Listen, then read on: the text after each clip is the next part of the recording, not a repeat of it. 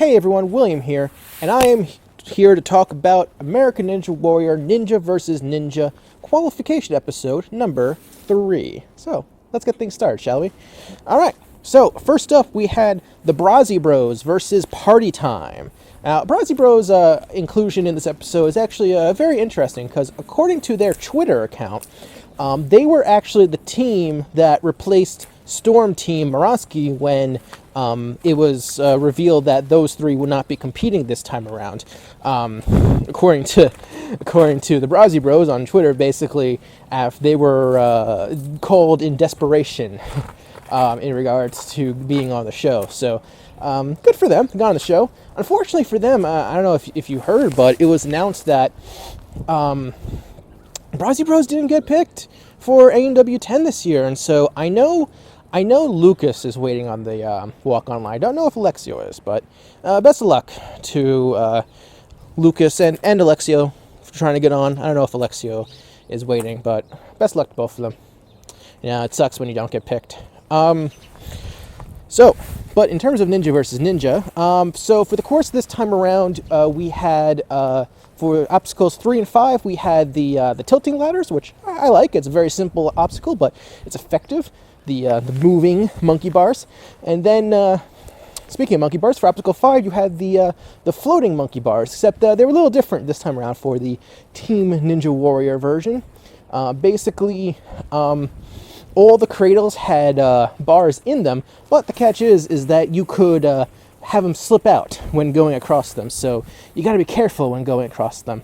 A bit weird, now that I think about it, to have both those obstacles on the same course, considering they're essentially both monkey bar obstacles, but yeah, whatever works. Anyway, so for qualifying matchup number 1, Alexio Gomes from the Brazi Bros, he is the older of the two, versus Brian Arnold, the captain of Team Party Time. This was a good race. This was a good way to start things off. So basically, they were neck and neck. Alexio was able to get the lead on the tilting ladder, get a little bit of a lead. But then on the warped wall, Brian Arnold was able to close the gap. He was able to pull himself up the warped wall a lot faster than Alexio could. And they had essentially a photo finish for who hit the button first. Now, this time around, it's actually kind of interesting because normally I can tell who won, but there was actually a bit of an interesting twist to it in that I wasn't sure if Alexio actually hit the button or if he missed, because his smoke didn't go off.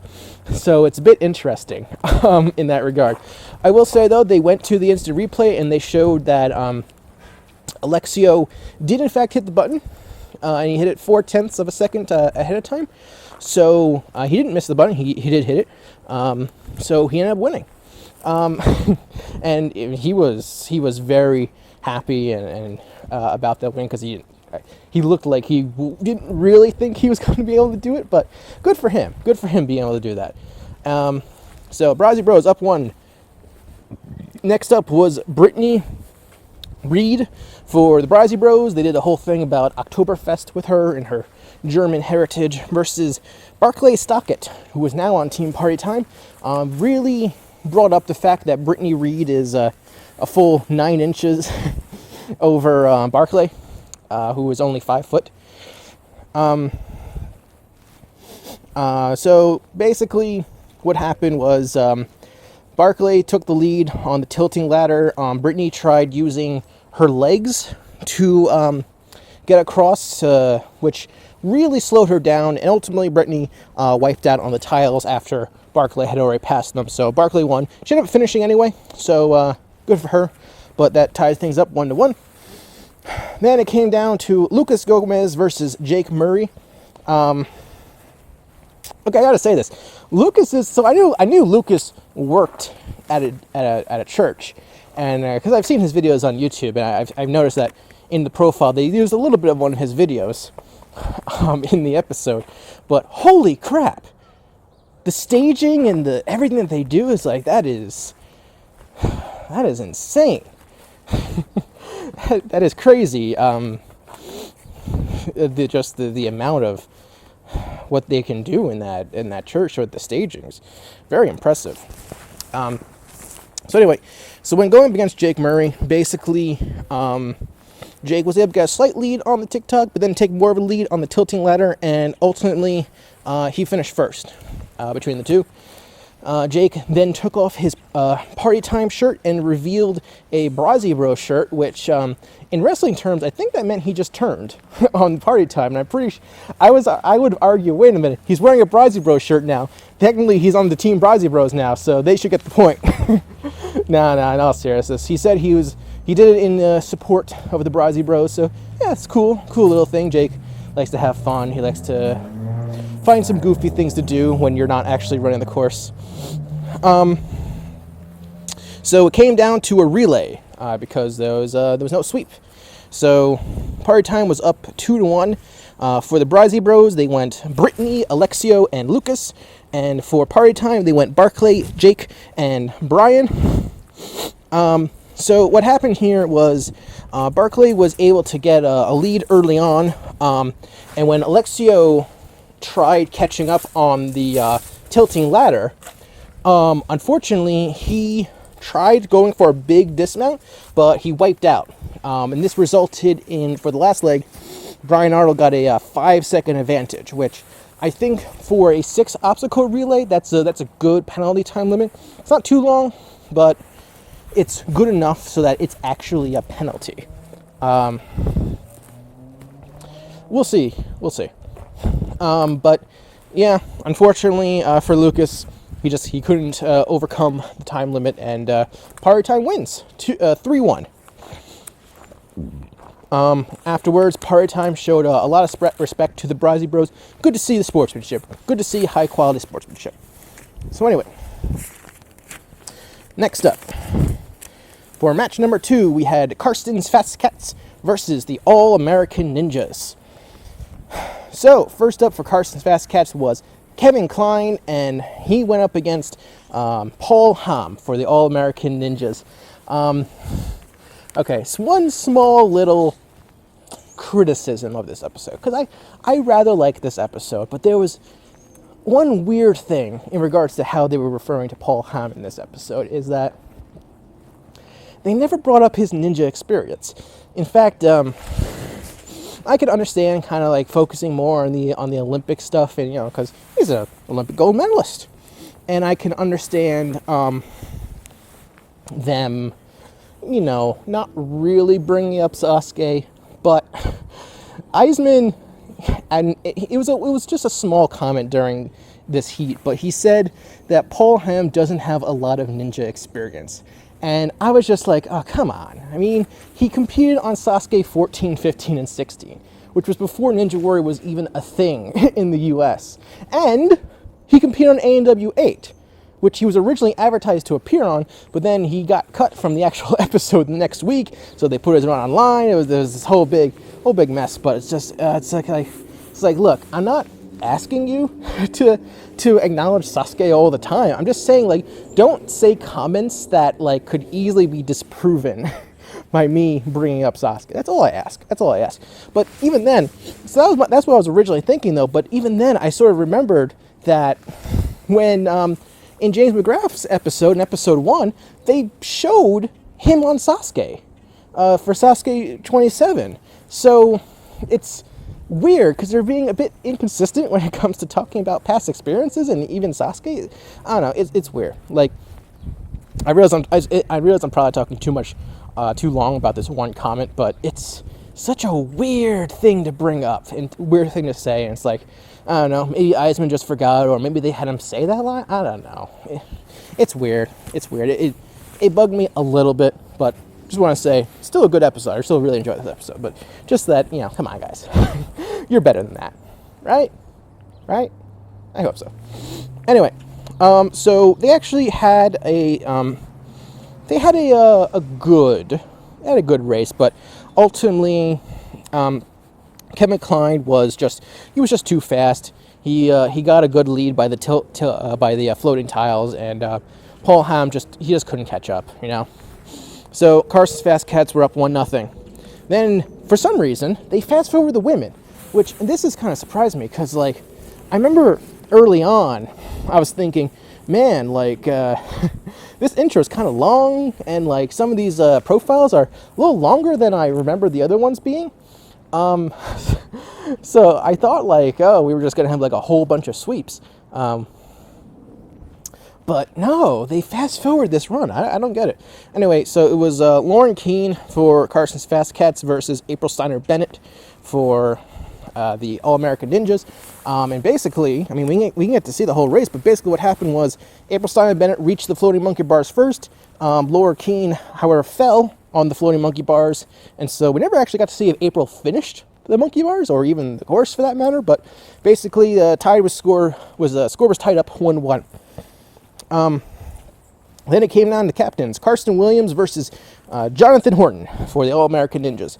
This was starting out as a good, fast race that had a shocking ending, in that Karsten Williams slipped on the tilting ladders.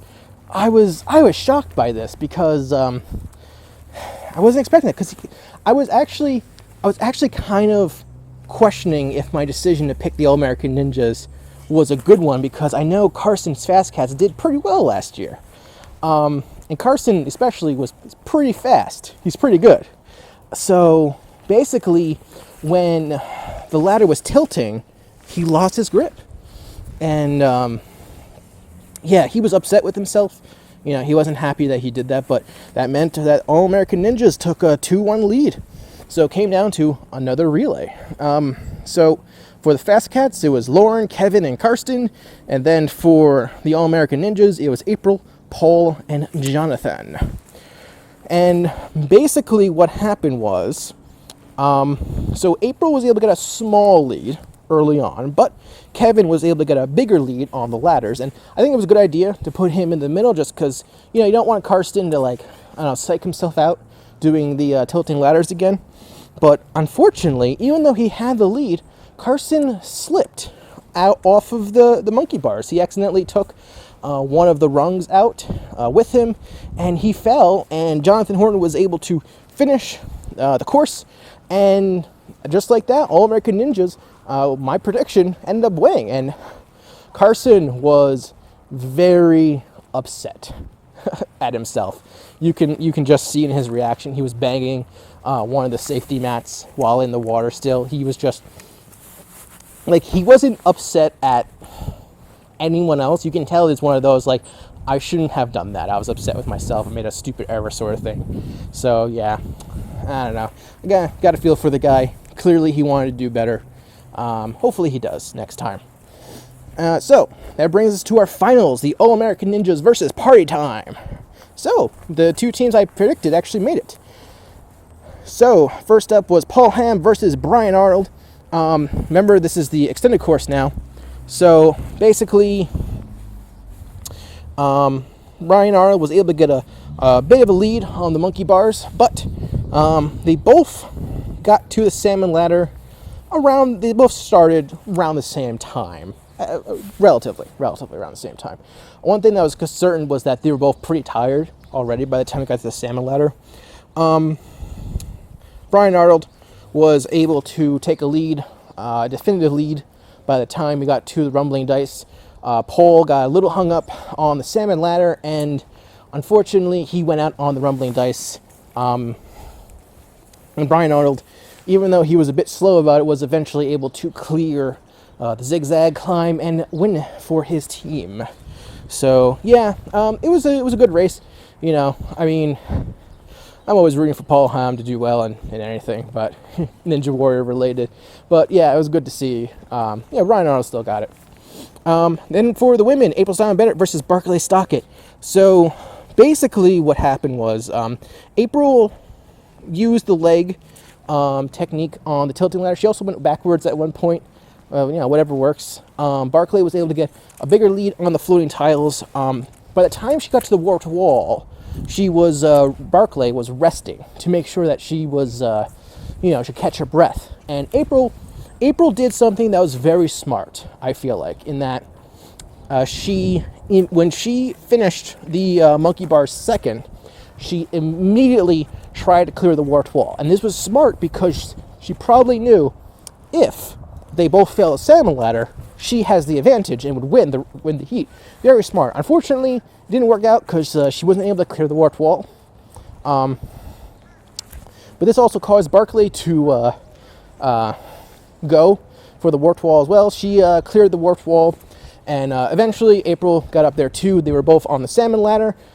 April failed on the salmon ladder, however, and Barclay she wiped out on the rumbling dice, but ended up winning for her team regardless. So party time was up 2-0. Both a good effort by both the women, I feel like, and good effort all around. Barclay is strong. She's probably one of the strongest women, I would say, in terms of physical strength. You know, I expect good things from her in AEW 10. And then we had I was about to say the captain. Secondly, Brian Arnold's the captain. Jonathan Horton versus Jake Murray. Basically, Jonathan Horton got really hung up on the tilting ladder, so I'm not exactly sure what was going on there. But unfortunately, he also got super wet on the floating tiles. Basically, his entire lower half dipped in. But the real story is that once Jake took the lead, it was all Jake at that point.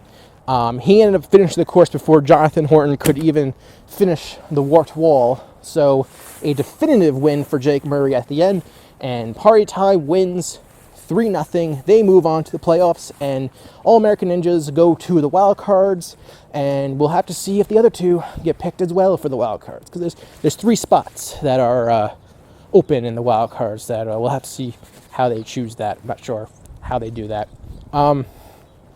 But overall, I liked the episode. It was really exciting to watch. A lot of good fast-paced action, some surprising falls, some unpredictability. Good stuff all around. Overall, good showings from I would say pretty much every competitor. Good stuff. So, last thing we're going to do is we're going to take a look at next week's episode. So, next week we have the NorCal Ninjas, David Campbell, Anna Shoemaker, and Brian Critch versus the Young Bloods of Tyler Gillette, Bree Widener, and Kevin Carbone. Oh man, this is a tough one. This is a tough one to pick. But I think I'm going to go with youth over experience for this one, and I am going to pick the Young Bloods to win. As much as I like NorCal Ninjas, but I think Young Bloods are going to take it. And then we have the Wolfpack, Ian Dory, Jerry Diarulio, and Dan Yeager versus Trey Amigos, Tremaine Deutsch, Megan Beatty, and Andrew Lowe's. Oh man, Andrew Lowe's. I feel bad for that guy. He has to wait in the walk-on line, even though he made it to stage 2 last year. It's absurd. Anyway, I'm going to go with the Wolfpack for that one. And so, for the finale of that episode, I am going to go, I think Young Bloods are going to surprise everyone. I think they're going to, beat all the veterans, and they're going to move on to the playoffs. That's my picks, and that's who I'm sticking to. So, thank you everyone for watching. Let me know what you think of qualifying episode 3, and make sure you subscribe, and I'll see you next time. Goodbye.